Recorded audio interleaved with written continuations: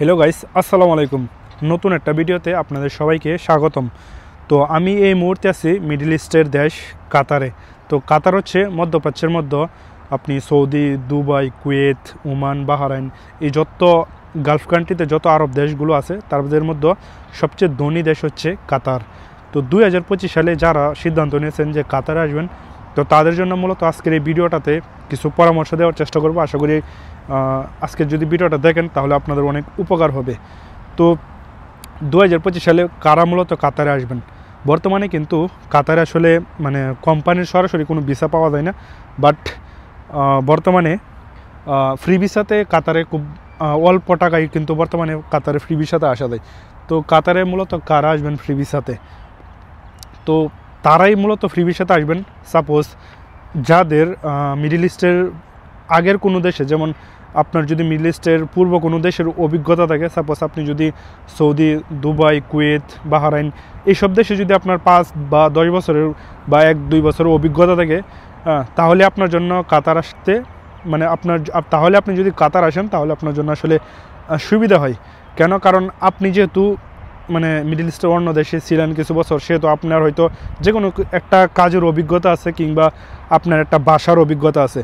তো আপনি যদি কাজ জানেন, আপনি যদি ভাষা জানেন, তাহলে কিন্তু কাতারে এই মুহূর্তে আপনি আসতে পারবেন খুব অল্প টাকা দিয়ে। যেখানে কিছুদিন আগে 2022-এর দিকে বা তার আগে কাতারে ফ্রি ভিসার দাম ছিল প্রায় তখন 6 থেকে 7 লক্ষ টাকা, ঠিক আছে?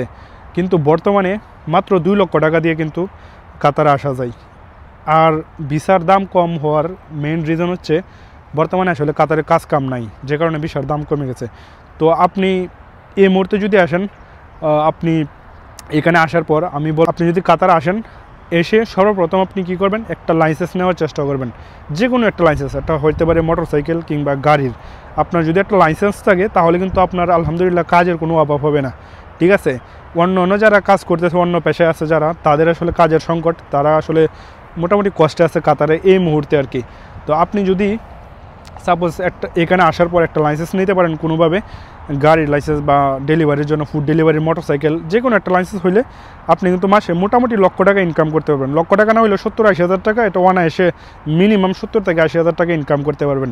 তো নতুন যারা কাতারে আসবেন 2025 সালে, আপনি কিন্তু অল্প টাকা দিয়ে আসতে পারবেন, 2 লক্ষ টাকা দিয়ে। তো এখানে আসার পর আপনি সর্বপ্রথম অবস্থায় আপনি চেষ্টা করবেন একটা ড্রাইভিং লাইসেন্স নেওয়ার জন্য। যে কোনো একটা স্কুলে ভর্তি হয়ে যাবেন, ভর্তি হয়ে একটা লাইসেন্স নেওয়ার জন্য।